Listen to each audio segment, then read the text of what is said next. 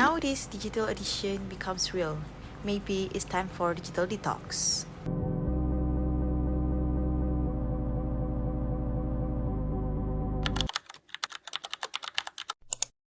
What is digital detox? It defines as taking a break from digital devices. But what can be counted as digital devices? It can be smartphones, tablets, personal computer, laptop, gaming consoles, and also smart TV. Did you know that excessive digital dependencies always happen among children, teenagers, and senior citizens?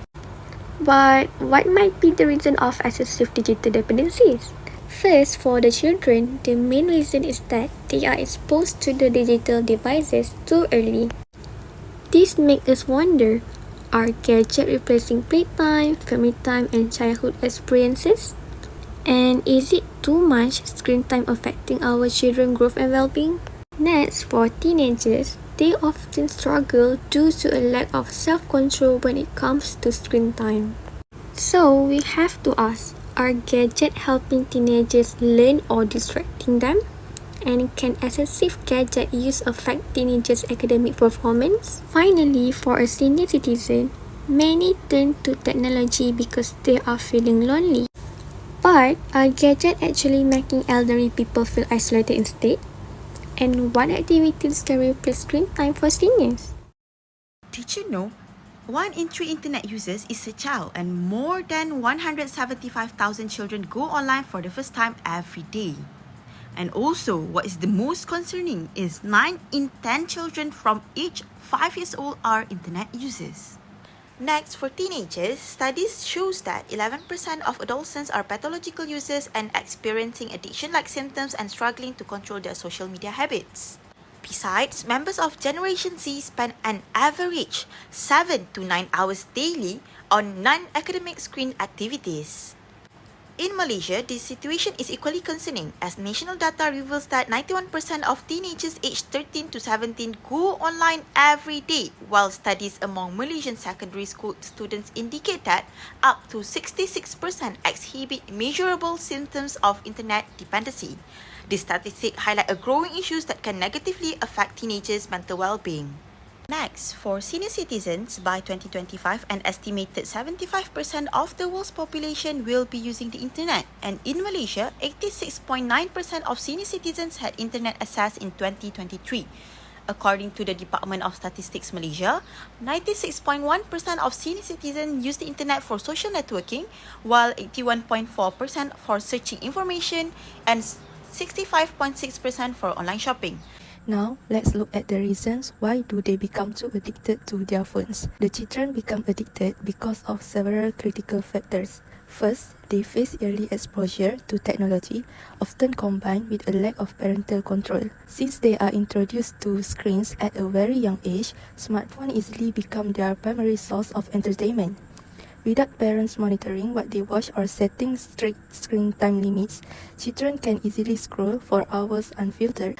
At this age, they also have underdeveloped self-control and a general lack of awareness about screen time. Psychologically, a child's brain is still developing, meaning they physically lack the ability to discipline themselves to stop. They also don't understand the negative consequences of overusing phones. They just see it as a fun toy. Moving on to teenagers, the cycle of addiction often starts because there is no supervision or limit set on their usage. Many also turn to their phones to escape academic stress. High school and assignments can be overwhelming, so social media and gaming become their ultimate escape. This is further worsened by a lack of awareness, poor time management, and a lack of self-control to pull themselves away. Teenagers struggle to balance their priorities, often choosing instant gratification on TikTok or Instagram over studying. Finally, we look at our senior citizens. Why are they becoming addicted to?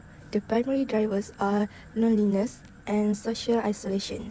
As they live alone or when their children move out, the quietness of the house drives them to look at their phones for comfort. Phones also provide them with emotional independence and fulfill their desire to stay updated with the world. It allows them to connect with old friends or family through WhatsApp without constantly relying on others to entertain them. Furthermore, health limitation and a lack of physical activities make the smartphone their primary source of companionship. You guys might be wondering, what is the signs you need a digital detoxification? It is when you always check your phone immediately after wake up, or maybe because of you scrolling before sleeping. Also, when you lose track of time online. It also because of you keep on ignoring people around you while you're using devices. And last but not least, you might feel anxious without your digital devices when you are in your free time. There are many ways to practice a digital detox. One effective method is to set screen-free times by staying away from digital devices during meals or before bedtime. Another effective digital detox strategy is to turn off unnecessary notifications. This helps reduce distractions, prevents constant checking of devices, and allows you to stay focused on what truly matters. Another way to practice a digital detox is to engage in offline activities. Read a book, exercise regularly, or spend quality time with family and friends.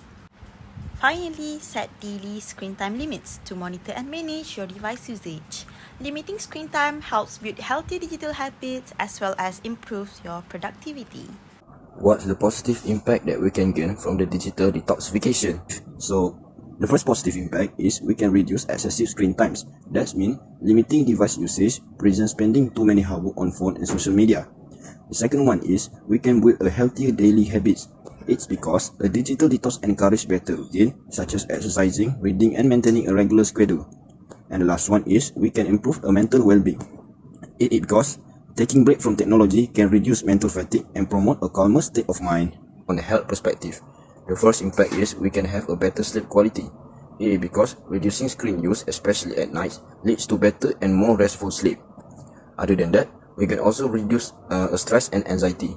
Through this, disconnecting from digital pressure help lower stress and improve emotional balance. And the last one is we can increase energy level. Through this, a better rest and reduced screen fatigue help people feel more energetic throughout the day. Social life is that we can strengthen the relationship with family and friends. Other than that, we can also encourage offline activity and hobby. And the last one is we can increase presence in real life interaction. That means being away from digital distraction help people focus and engage more during face-to-face interaction. The objectives of this campaign are to reduce social media addictions among youth, to increase awareness of health digital habits, to educate people about harmful, excessive technology use, and lastly, to inspire positive change beyond the screen. Fun fact, a few digital detoxification campaign has been launched in Malaysia.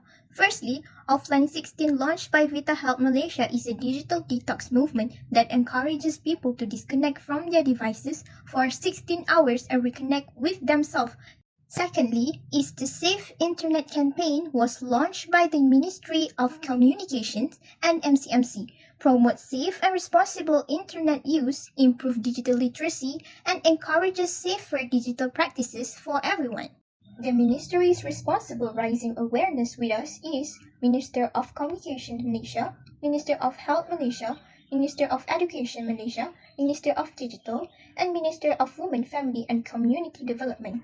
This campaign is proudly supported by Yang Berhormat Datuk Ahmad Fahmi bin Datuk Muhammad Fazil, Yang Berhormat Datuk Seri Dr. Haji Zulkifli bin Ahmad, Yang Berhormat Puan Fadlina binti Siddiq, Yang Berhormat Kobi Singh Teo, and Yang Berhormat Datuk Seri Nancy binti Shukri. The authorities who safeguarding our digital well-being is United Nations Children's Fund, National Security Council Malaysia, and Malaysian Communications and Multimedia Commission.